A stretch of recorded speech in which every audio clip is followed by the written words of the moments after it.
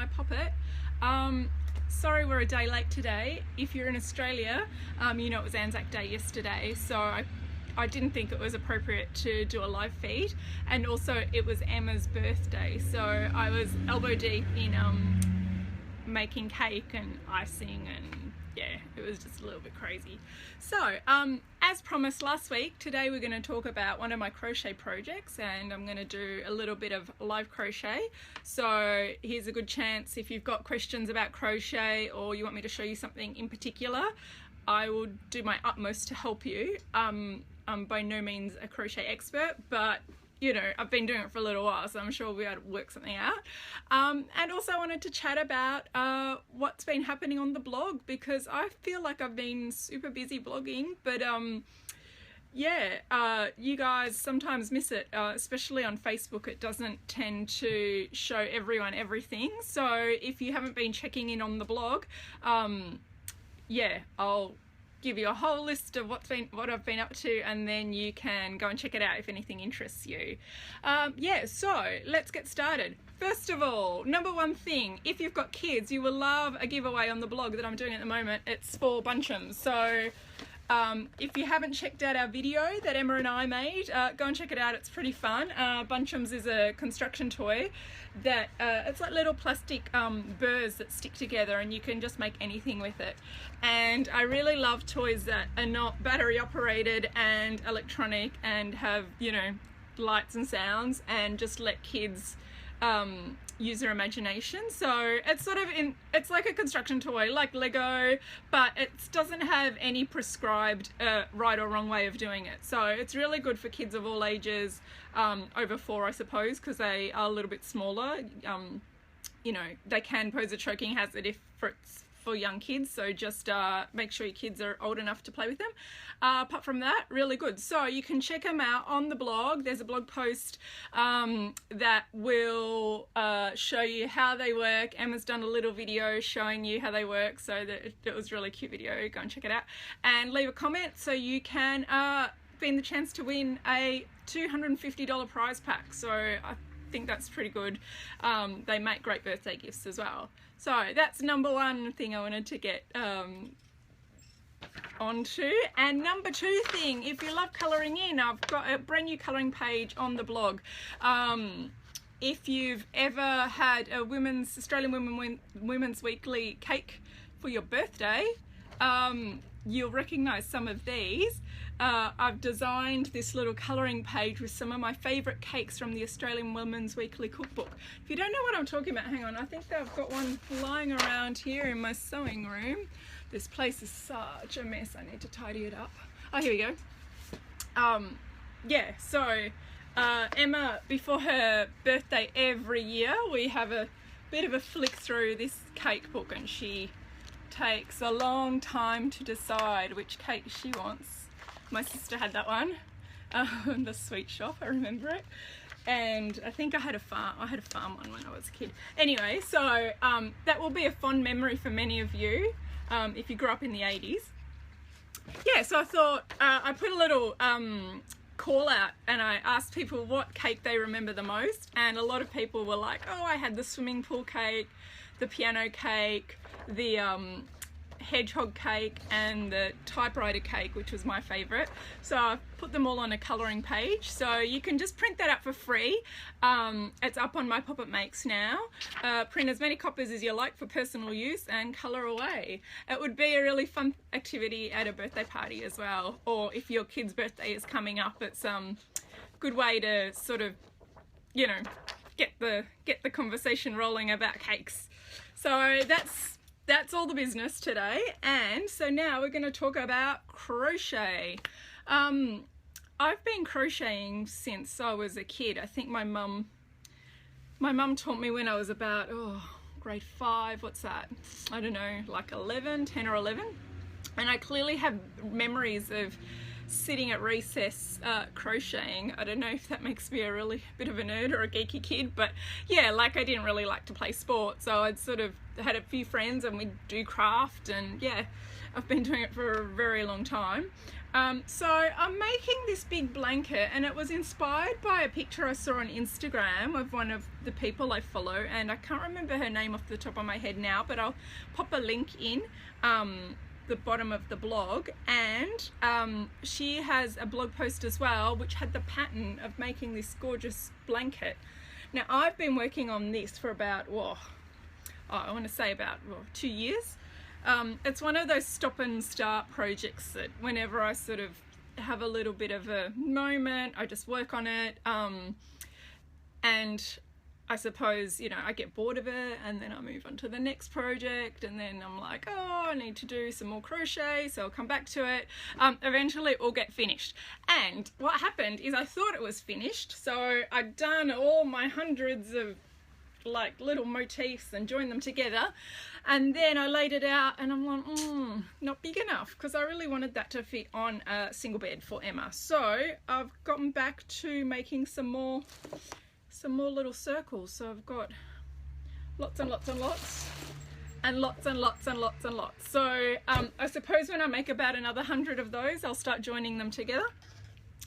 And I thought it might be fun to just do a live one so you could see how it works. And I know people like watching other people do crochet and knitting stitches because everyone's technique is slightly different, and I'm really fascinated by how people hold their hook or yarn over and all that sort of stuff. So if you're interested, keep watching. I don't guarantee it's riveting viewing, but if you've got any questions, just yell out. Now I'm going to try and set up my my phone. I don't have a proper tripod, so we'll set it up precariously balanced on a box and we'll see what happens. Just give me a second. We'll turn that on. So I'm going to start with a chain. Oh, the pressure's on, everyone's watching. Now, I have a particularly, I think I crochet in a European style because I see a lot of people doing this and yarning over, and that's not how I yarn over. So to start with this motif, it's chain 5. So it's 1, 2, 3, 4, 5. And then can you see? I hope it's bright enough. Hook it back into the first loop. And then we'll chain 3 to make, I don't even know the technical term, you just, to start the treble, I suppose. 1, 2, 3. And then we're going to do another 11, is it trebles? 11 trebles, so 12 all around. So I'm going to do it a bit smaller so you can see. And if you want to watch this back, it'll be on Facebook forever. I'm not going to delete it, and also I'm going to pop it on YouTube later on too. I might do a dedicated video for YouTube. Oh, and I haven't got scissors. I'll have to grab some. Doing it a little bit slower so you can see.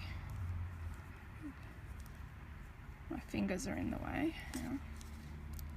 So how many have we got? 2, 4, 6, 8. Do a couple more. Oops. 10,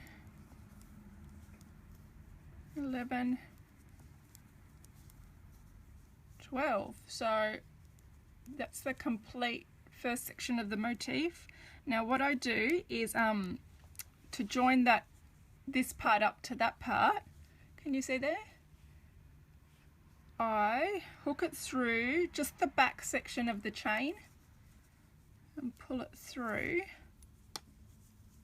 and then I'm going to cut it, but I'm going to grab some scissors because I haven't got it in handy. Hang on a sec.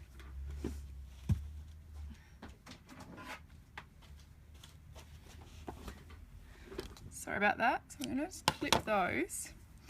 And I'm a big fan of weaving in my ends as I go along. So there's nothing worse than having to weave in like a billion trillion ends at the end of a blanket.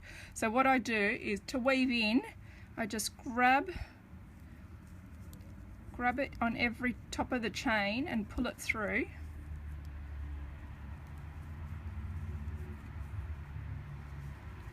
Until it's all done, and you won't even see that because then you're going to crochet over the top, so that's just going to be hidden, and that secures the end nicely. and then there's like absolutely no weaving in to do. So can you see that? That is the first section of the little round motif. Let's choose another colour. What colour's nice? That one, pink. So now I'm going to do, my friend Michelle from Poppy and Bliss, she did a tutorial a little while ago on the blog last year, and she taught me how to do this standing, it's called a standing treble. I'll have to go and have a look. So instead of starting off with a chain, for the next one, you just hook it, you do a little loop, and as you would do a normal treble, but it's independent. So what I do, hook it on there, and there you go. So you don't have to start with the chain. Now, oops, in each hole you do 2, and then a little chain. Now I'm not very good at writing or reading patterns because I suppose I've just learnt, my mother has never been able to read a crochet pattern or a knitting pattern, so I've never learnt properly to read a crochet pattern or a knitting pattern. She was always one to just look at something and then, oops, that's split, look at something and then just make it up as she went along. So I suppose my brain works a little bit differently. The patterns I can follow are the sort of European Japanese style patterns, which are like a diagram rather than like a word pattern. So you might have seen the patterns that say, you know, chains CH3 and then SL, SL, you know, so they're the written patterns. But many of the European patterns, which I grew up with in like German craft magazines and patterns in Japanese craft books, have got diagrams, and I'll show you what they're like. Oh, I've got a question here. That standing treble is so clever. Yes, it is, and thanks, Katie. Can I ask what brand yarn you are using? Actually, this yarn, I've got a whole basket full. I actually picked a lot of it up at the op shop because I'm thrifty like that, and whenever I go into an op shop I always look for the little basket in the back corner and see if there's any yarn. And sometimes I always think, you know, maybe someone's just passed away and their nieces and nephews are cleaning out their yarn stash, which makes me a little bit sad, but then I think, oh well, you know, they'll be happy that I'm using it. I always try and use wool. So I cannot tell you a particular brand, but it's 8 ply, so that's double knit for this particular blanket. I find that it's a nice weight, it's particularly chunky, and it's a 4mm needle. So I hope that answers your question. The other yarn I do use a lot of, if I can, if I need a particular color, is sometimes at Spotlight they have like a merino, superwash merino, which I find handy because it doesn't pill very much and it comes in a lot of colors, and it's fairly affordable, especially for crochet, because you do go through a lot of yarn. But I just pick stuff up, you know, wherever, and especially for when you're making like little crocheted motifs, you want lots of colors. So yeah, if you can pick up odd ends in op shops and things like that, go for it. So yeah, now how is that going? I'm not concentrating very much because I'm talking too much. Okay, and one more, and then I'll show you how I join the ends. Oops.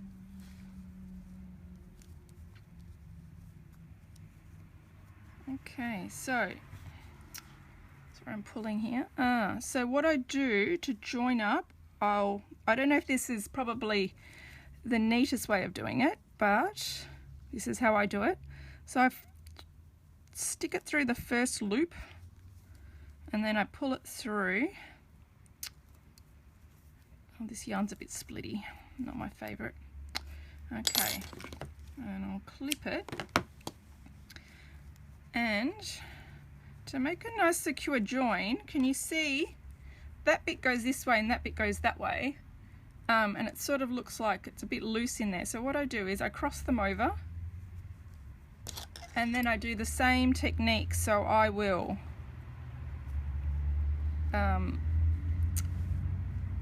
just loop it through every single one on this side, and for the other one I'll do the same. I'll loop it through every single one, so then I don't have to weave in any ends, and I know that the ends are really secure, because there's nothing worse than repairing a crochet blanket when one of the inner motif things let go. You'll have a big gaping hole in your blanket. There you go. I'll just trim the end off. Cool. So there you go. It looks a little bit messy because it's sort of bulging, but you won't notice that because now we're going to do another one. Now hopefully my phone won't cut out because I've got a little bit of a low battery life on this one. Yeah, we'll do green. Okay. So again, we're going to do that standing treble. So what did you guys get up to on the long weekend? Did you go away at all? We just stayed home. Spent a long time cleaning up because the house was a mess. Can you see? Sorry, I'm going a bit fast. Okay, so we're going to do 3 in each gap, and then 1.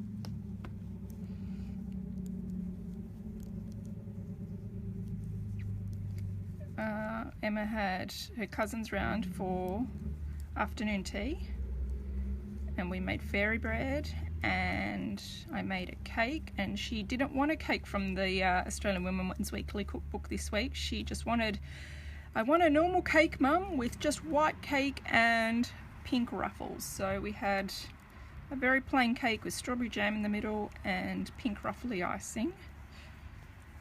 And she didn't want a theme for a party, she just wanted a normal party. No costumes, just normal clothes, everything normal. So it was a very normal party. Okay, so we're halfway there now.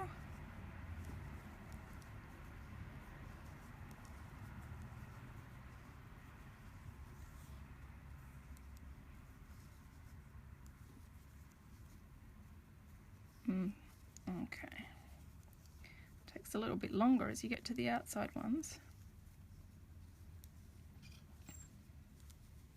So if you haven't tried a round motif, it's the same. Like a lot of people start doing granny squares, which is square, exactly the same stitches, but instead of doing the corners, you just go round. The trick is to have the right number of increases in stitches, otherwise you'll get either a motif that cups up or goes a bit ruffly. So I think a lot of people, especially with some of my tutorials with baskets and things, they're like, oh, I'm getting it, it's either cupping or it's ruffling, and it's just a matter of understanding how many stitches you need depending on the size of your yarn and the size of your hook and stuff like that. This is very splitty yarn. Now can you see when I yarn over, I don't do anything like that. I just grab it with the hook and just pull it through. So it makes it really easy with as little effort as possible, no extra movement, so it reduces stress on my hands.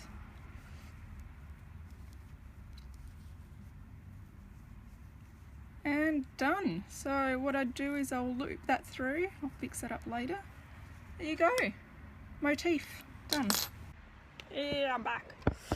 Yeah, so I hope you enjoyed that. And yeah, if you have any more questions about crochet or how to join,